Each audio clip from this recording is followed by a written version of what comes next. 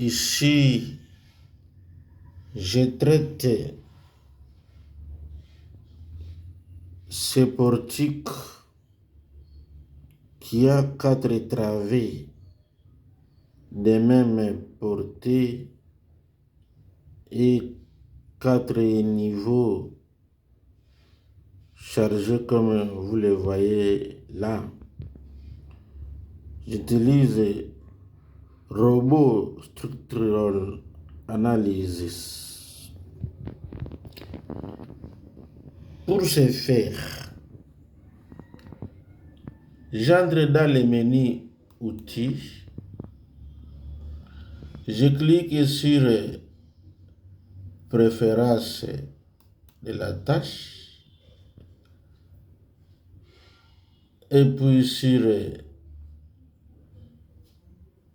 Unité et format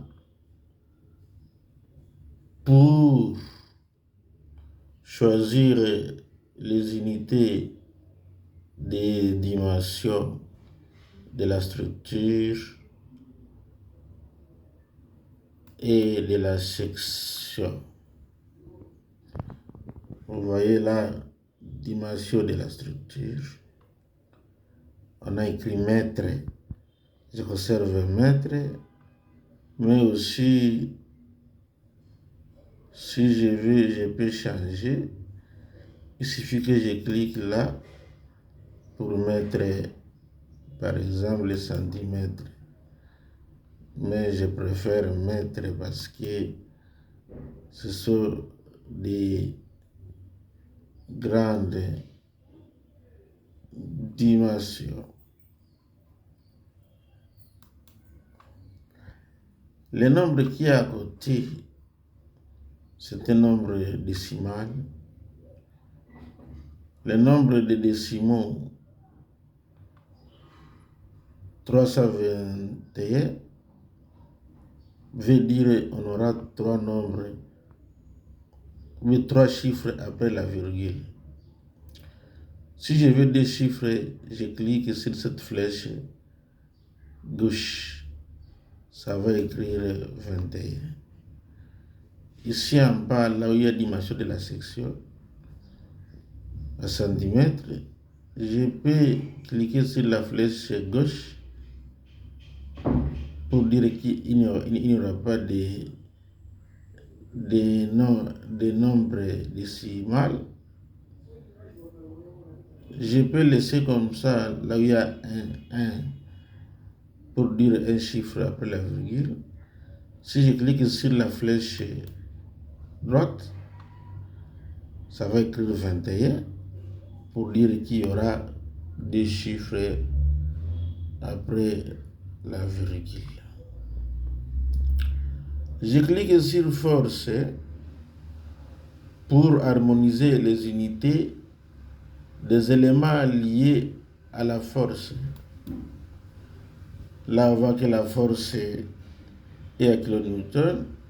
Je peux dérouler dans la flèche là pour par exemple choisir décanewton, kilogramme force, ainsi de suite. Je conserve kilonewton. Ici en bas, c'est l'unité du moment. Là, on a l'unité de la contrainte. Pour valider ces éléments, je peux cliquer sur OK. Pour OK. Mais aussi, si je veux aller dans la norme, il suffit de cliquer là où on écrit norme de conception. C'est là. Je déroule en cliquant là où il y a le petit plus à gauche. Je vois là où il y a les charges. Je clique là où il y a charge. ça me donne des normes selon qu'on a affaire au béton armé, la charge du vent ou de la neige. Et ici, là on écrit charge sismique, c'est quand on a affaire au tremblement de terre. J'ai cliqué. En cliquant à droite de chaque élément, je peux changer la norme. Par exemple, là où il y a BAL, je peux cliquer là, ça va me montrer d'autres normes. Je peux cliquer sur OK pour dire que les unités et les normes, je les adopte. Après, j'ai passé à une autre étape qui est l'affichage,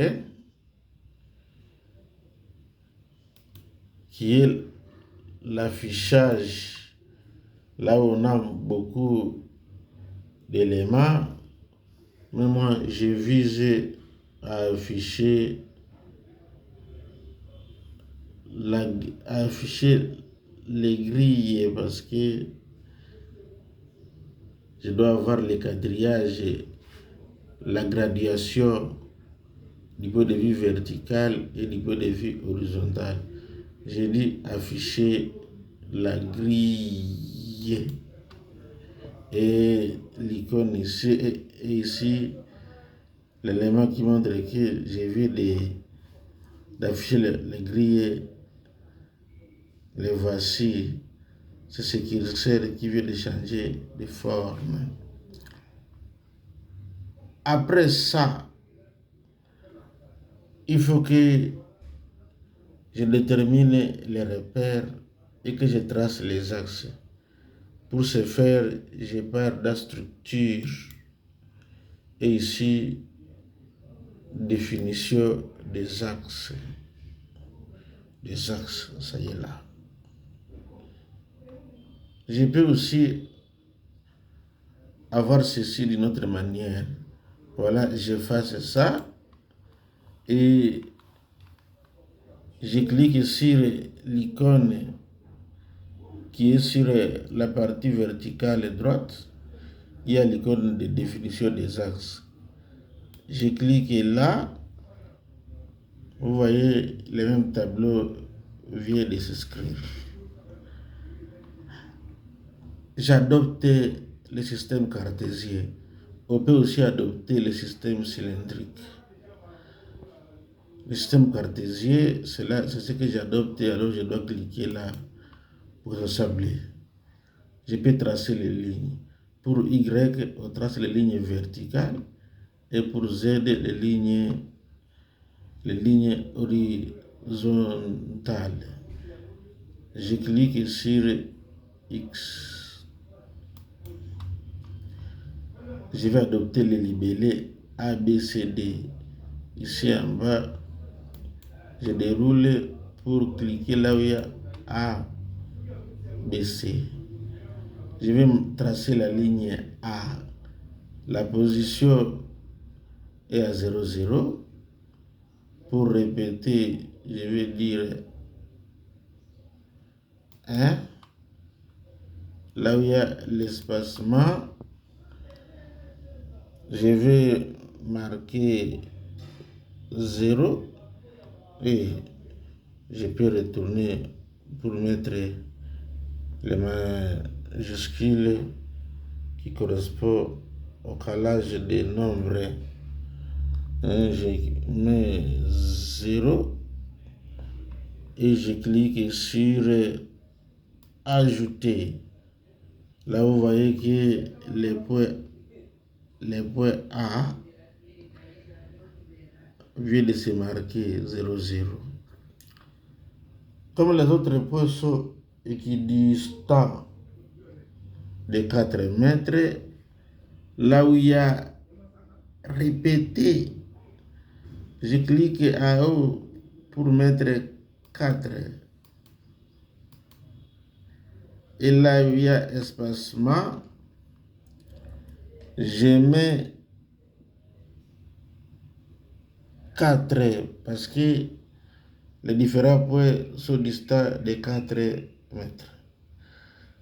Si je clique sur ajouter, les points B, C, D, E vont se marquer là. Alors, je clique ajouter. Nous voyons entre A et B, il y a 4 mètres. Entre B et C, il y a 4 mètres. Entre C et D, 4 mètres. Entre D et E, 4 mètres. Pour dire qu'il y a 16.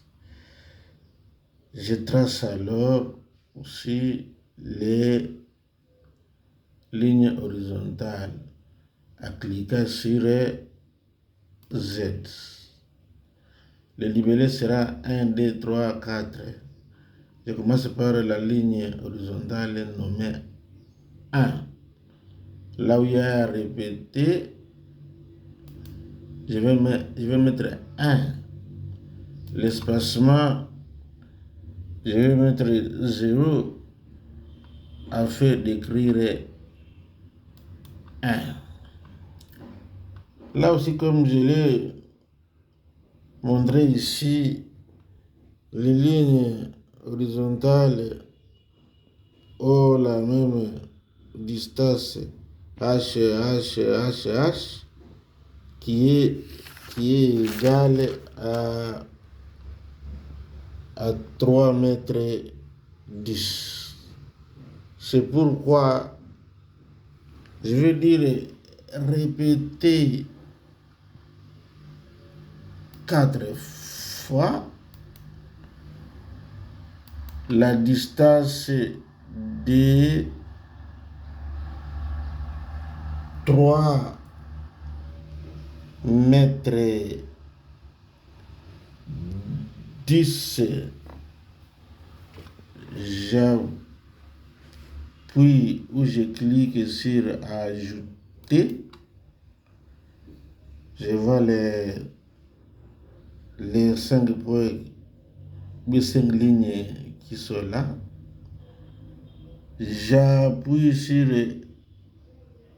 appliquer, puis je ferme. Vous voyez vous-même que les lignes viennent d'être tracées. Voilà notre quadrillage déjà tracé. Après ça, il faut maintenant que je précise les différentes sections. Les poutres ont la même section de 30 fois 40 pour dire la base de 30 cm et la hauteur de 40 cm. C'est pourquoi dans les menus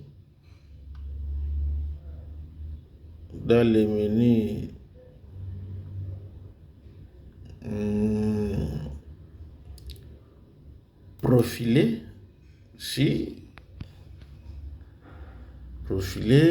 il y a des sections qui ont été calées à cause d'autres exercices. Je peux cliquer là où il y a les ciseaux pour effacer tout afin de concevoir d'autres sections. C'est pourquoi je clique sur l'icône là qui dit définir un nouveau profil. J'ai affaire au béton armé. J'écris poutre à béton armé. Le béton armé, c'est une poutre rectangulaire. B veut dire base, H veut dire hauteur. Ici en bas, la base est de 30. J'écris là. La base est de 30. Alors, je vais écrire 30. Voilà 30. Je descends en bas. Je descends en bas pour écrire 40. 40. La poutre en question, je lui donne les noms des poutres pour dire P-O-U-T.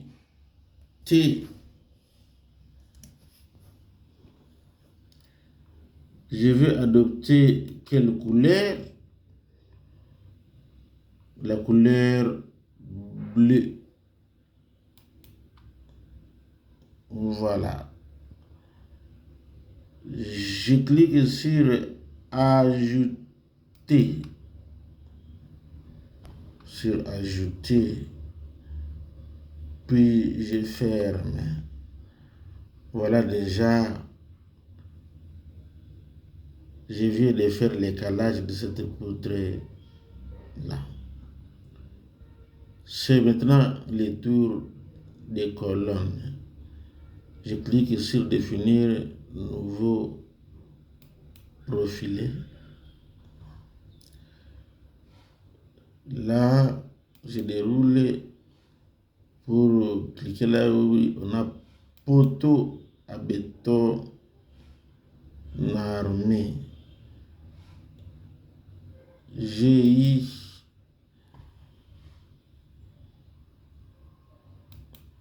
Donc, je veux avoir deux types de colonnes. On a les colonnes de 30 fois 30. Pour ces colonnes, j'ai choisi le symbole P, O, T et la couleur jaune. La couleur jaune. Je clique sur ajouter. Ajouter. Puis je ferme. Si on regarde ici, là, on a la colonne de 30 fois 30. C'est une colonne extérieure. Je dis que ça sera jaune. Il me reste à définir les colonnes intérieures. Pour ce faire, je vais aussi cliquer sur définir un nouveau profil. Ça sera aussi le poteau à béton armé. Là, je vais seulement changer la hauteur parce que la hauteur, cette fois-ci, elle est de 40. La couleur ici, c'est rouge. La couleur, c'est rouge. Je clique là où il y a rouge. J'ajoute et je ferme. On me dit que le même profilé est là. Je dois vérifier si le même profilé est là. Le même profilé est là.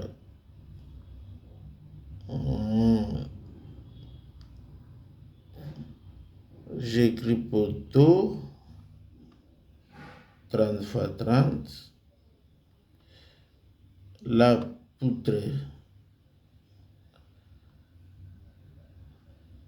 30 x 40.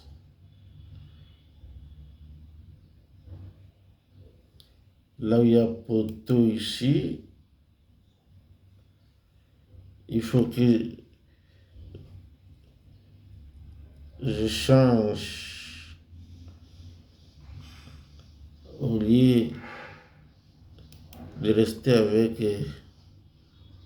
30 là. Il faut que je change à 40 pour que l'ordinateur, ou bien pour que les programmes puissent me répondre. Je clique sur ajouter, puis fermer. Justement, l'ordinateur vient de répondre. C'est qu'il suffit d'une petite erreur pour que la machine ou bien le programme ne puisse pas reconnaître ce que vous faites. Je ferme. C'est maintenant le tour de tracer les portiques. Je commence par les poteaux. Je vais aller là où il y a structure. Je navigue, je vois poteau. Est-ce que le poteau est en acier comme on écrit là? C'est non. Alors je dois dérouler pour cliquer là où on écrit poteau à béton armé. Le poteau est de 30 x 30 pour dire que je commence par les poteaux extérieurs. Les poteaux extérieurs. Le matériau, c'est le béton 30. Le poteau en question a la hauteur de 3,10. D'ailleurs, tous les poteaux sont comme ça. Ici, on me donne les coordonnées pour montrer si le poteau va commencer où. Je peux cliquer à la partie supérieure du poteau. Je clique là et le poteau vient de se marquer. Je vois encore la partie extérieure droite. Je clique là et le poteau vient de se marquer. Je ferme.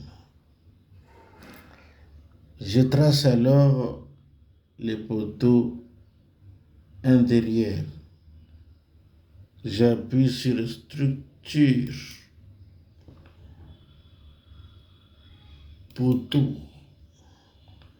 Cette fois-ci, je déroule pour cliquer là où on a poteau 30 x 40. Même hauteur. Je clique là où il y a l'intersection de ce poteau avec la poutre supérieure. Je clique là et le poteau se dessine. Là aussi, et le poteau se dessine. Ici, et les poteaux se dessinent. C'est maintenant le tour des poutres. Je pars dans les mini structures. Je coche là où on écrit poutre. On écrit poutre en acier. Je dis non. Pour moi, la poutre est à béton armé. Pour ce faire, je clique sur poutre BA 30 x 40. 30 x 40. Je vais seulement cliquer au niveau des extrémités pour que la poutre se dessine. Je clique là et ici. Cette partie se dessine. Je clique à ce niveau et là, cette partie se dessine. Je clique là et ici, cette partie aussi se dessine. Je clique à ce niveau et là. Voici le deuxième. Voici le premier niveau qui est déjà dessiné. Je peux dessiner ça avec maintenant avec les sections.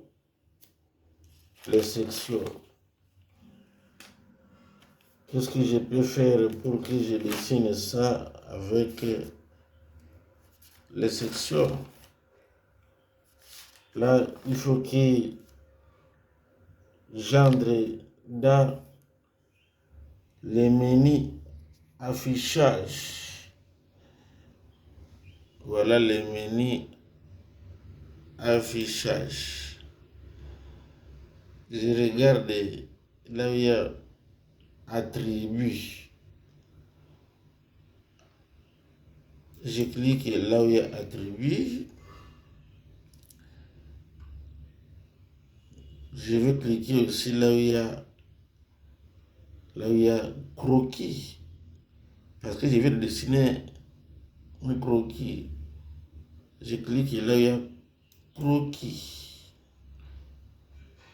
Là où il y a croquis. Je regarde s'il n'y a pas une autre rubrique qui peut m'aider à arriver à mon objectif. Je regarde s'il n'y a pas l'icône légende. S'il n'y a pas l'icône légende après croquis. S'il n'y a pas l'icône légende,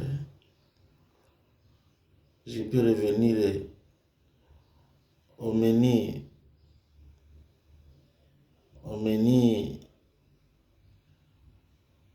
affichage pour chercher là où il y a couleur. Voilà, désignation par couleur. Lorsque on désigne par couleur, on a aussi alors légende par couleur. Ça est là. Après cette légende, Mais cette légende va me permettre de différencier les poteaux André et les poutres de poteaux. Voilà. J'appuie sur OK. Et ça vient de changer de couleur. Ça vient de changer de couleur. Justement, les colonnes extérieures sont jaunes, les colonnes intérieures à rouge et les différentes poutres du premier niveau à bleu. Il faut maintenant que je passe aux étages, c'est-à-dire les autres niveaux. Qu'est-ce que je vais faire? Je vais commencer à sélectionner ces croquis. Je dessine ici un petit rectangle. Je le tire vers la droite. Je relâche. C'est déjà sélectionné. Après ça, il faut maintenant que je parte dans le menu édition. Dans édition, là, je clique sur transformer à des sous-rubriques. Je clique sur la rubrique translation ou copier, de translation barre copier. Je clique là. Il s'écrit un tableau là. Ce tableau, il faut que je regarde les vecteurs de translation. Il a là en bas, je dois marquer DDX et DDZ. Là, je vais écrire 0. 0, espace 3, virgule 10. Pour chercher la virgule, je pars dans les minuscules. Virgule 10. Mode d'édition, je veux dire copier, parce qu'il n'est pas dit que je vais répéter le tout à redessiner. J'écris seulement copier. Là où on dit nombre de répétitions, je vais mettre 3, parce que ça c'est déjà tracé. Je peux mettre 4 si je n'avais pas encore tracé. J'efface le 1 qui est là pour mettre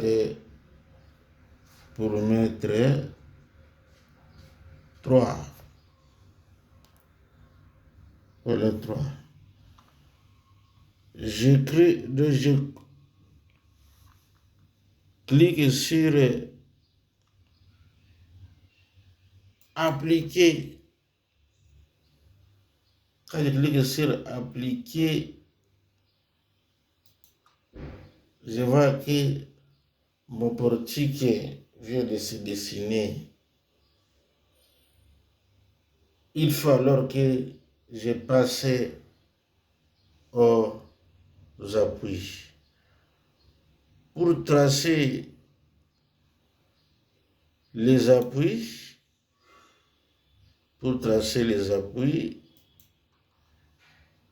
je peux aller dans structure, menu structure, je dis ça pour arriver ici au niveau de l'appui. Mais aussi je peux aller dans la partie verticale droite en cliquant sur l'icône d'appui, notamment un tableau où il y a les 3 types d'appui s'écrit là. Comme si on voit l'exercice, mes appuis sont tous des enregistrements. Je vais cocher là où on écrit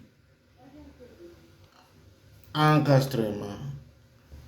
Puis je clique à la base de chaque poteau. Je clique là, l'enregistrement se met ici, là aussi, à l'avant-dernier poteau et au dernier poteau. Là, je viens de terminer à dessiner la structure. Il me reste maintenant à charger la structure. La structure a des charges verticales au niveau de toutes les poutres, comme vous le voyez ici, et des charges concentrées au nez, au niveau de la verticale, et elles sont dirigées vers la droite. Pour ce faire, je clique sur le menu chargement. J'appuie sur cas de charge. On peut aussi trouver cas de charge, son icône est là, verticale. Je peux appuyer là pour valider la charge permanente, c'est-à-dire charge liée au poids propre. Je clique sur ajouter. Voici mais pour dire permanente, vient de s'écrire. J'écris fermer. Je passe maintenant à la définition d'autres charges. Voici l'icône de définition de charge. Je clique là. Je vois là, il y a 3 rubriques: nœud, barre, poids et masse. Je clique sur barre. Là, il y a des icônes de charge. Je vois ici la charge uniformément répartie. C'est une charge verticale. C'est que je dois jongler avec Z. Je clique là. La charge est de 40, dirigée vers le bas, c'est-à-dire moins 40. Moins 40.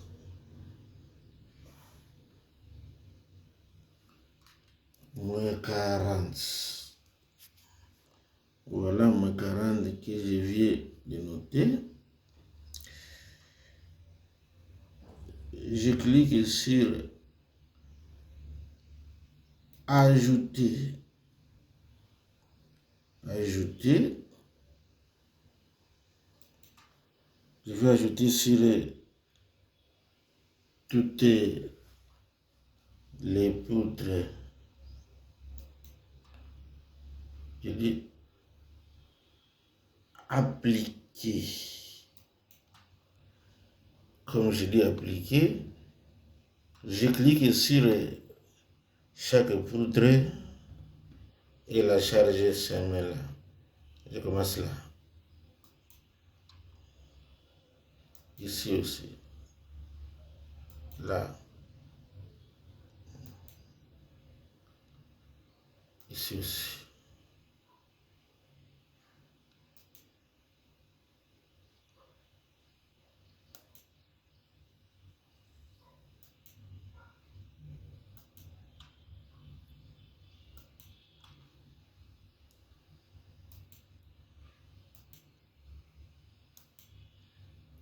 Vous voyez que la charge uniforme se place automatiquement. Se place automatiquement. Se place automatiquement. C'est le tour de charge nodale. Je clique là où il y a nu. Puis sur cette icône, se charge état horizontal et positif. Je vais travailler avec X. Premièrement, on a 20. J'écris 20. J'appuie sur ajouter et je clique là où il y a le nez où il faut mettre cette là où il y a le nez où il faut mettre cette force.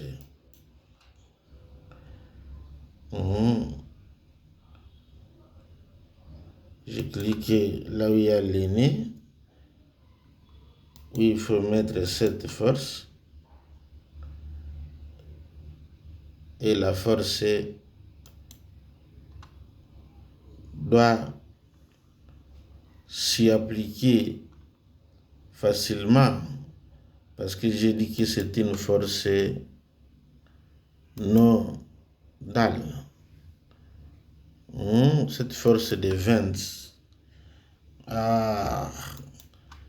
J'ai mis 20 là où il y a 10, là où il y a Z. Au lieu de mettre ça là où il y a X, si je mets la 20, je clique.